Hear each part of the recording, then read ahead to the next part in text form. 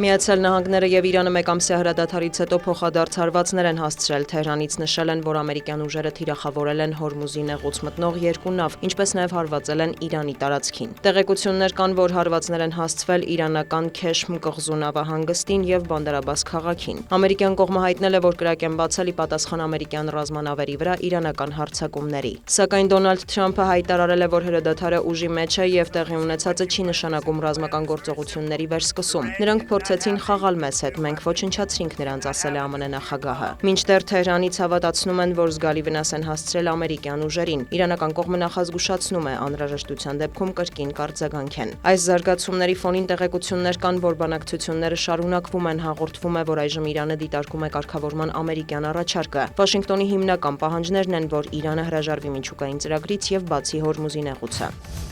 Մոսկվայից հայտարարել են, որ գիշերվանից ուժի մեջ է մտել մայիսի 9-ի կապակցությամբ հայտարարված հրադադարը, միևնույն ժամանակ ռուսական կողմը մեղադրել է ուկրաինական ուժերին զինադադարի ռեժիմը խախտելու համար։ Դաշնության ուղղությամբ մի քանի տասնյակ ԱԹՍ է արձակվել, նավթավերամշակման օբյեկտներ են վնասվել։ Թիրախում է եղել նաև Մոսկվան, չվերթներ են հետաձգվել։ Պաշտպանական գերատեսչությունը նշել է, որ հայելային արձագանք են տվել։ Զուգահեռ Կիևը մեղադրել է Ռուսաստանին հրադադարը խախտելու համար։ Վոլոդիմիր Զելենսկին նշել է, որ ռազմական գործողությունները շարունակվում են շփման գծի երկայնքով, նաև թիրախավորվել են քաղաքացիական օբյեկտներ։ Ուկրաինայի նախագահը զգուշացրել է հայելային արձագանք կտան։ Զելենսկին նաև խորհուրդ չի տվել օտարերկրյա առաջնորդներին մայիսի 9-ին այցելել Մոսկվա։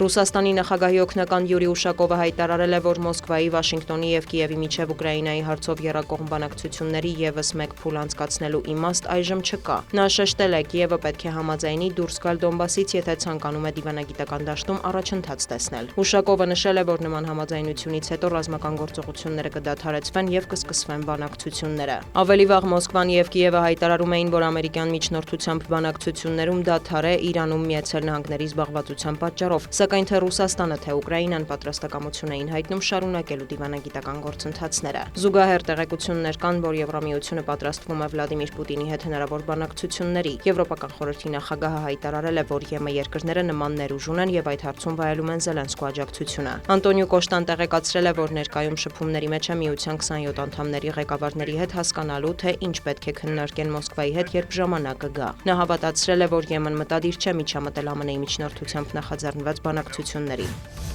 ԱՄՆ նախագահը հայտարարել է, որ հուլիսի 4-ից հետո կբարձրացնի եվրոպական ապրանքների նկատմամբ մաքսատուրքերը, եթե ԵՄ-ն չկատարի առևտրային համաձայնագրով ստանձնած իր պարտավորությունները եւ չչեղարկի ամերիկյան ապրանքների համար գործող մաքսատուրքերը։ Ես համբերատար սպասում եմ, ԵՄ-ն խոստացել է զրոյացնել մաքսատուրքերը, հայտնել է Դոնալդ Թրամփը Եվրահանձնաժողովի նախագահ Ուրսուլա ֆոն դեր Լայենի հետ հեռախոսազրույցից հետո։ Սպիտակ տան ղեկավարը տեղեկացրել է, որ Լայենի հետ քննարկել են նաեւ Իրանի հարցը։ Մենք միասնական ենք այն հարցում, որ Իրանը երբեք չպետք է միջուկային զենք ունենա, հավելել է Թրամփը։ Ավելի վաղ ԱՄՆ նախագահը հայտարարել էր, որ պատրաստվում է բարձրացնել Եվրոպական միությունից Միացյալ Նահանգներ ներմուծվող մարդատար մեքենաների եւ բեռնատարների մաքսատուրքերը մինչեւ 25%։ Ըստ ամերիկյան մամուլի Թրամփն ի թիվս այլնի դժգոհ է, որ եվրոպացի դաշնակիցները չեն օգնել ԱՄՆ-ին Իրանի դեմ գործողություններում։ Դիանա Գասպարյան, լուրեր։